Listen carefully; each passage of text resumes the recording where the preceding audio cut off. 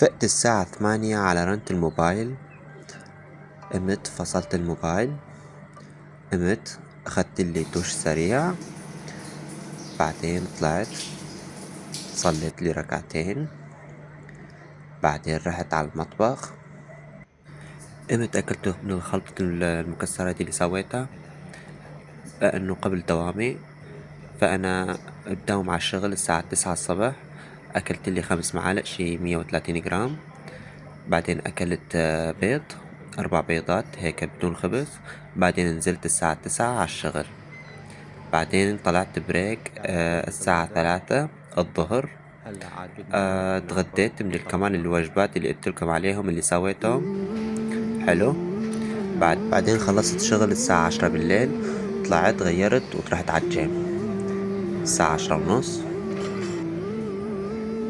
طبعا لعبت صدر لأنه كانت بداية التمارين، بداية الجدول اللي هو جدول بروتوكول القمة 2005 بدأت فيه. وهي بدايته انه بلعب صدر. بلعب 4 جولات.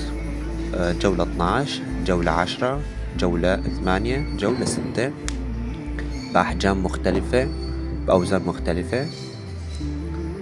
أنا عم حاول إنه بوصل لهدفي بأسرع وقت.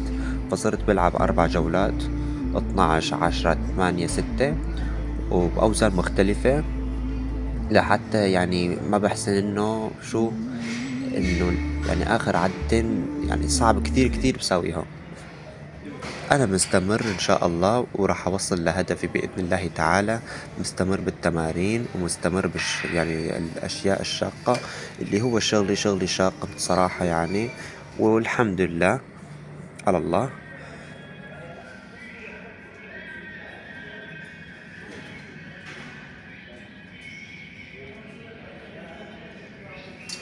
قطعت طماطة وبصل وفليفلة وفتحت علبة فول وعشايا كان فول. خلصت أكلي شي الساعة 1. بعدين حطيت راسي ونمت.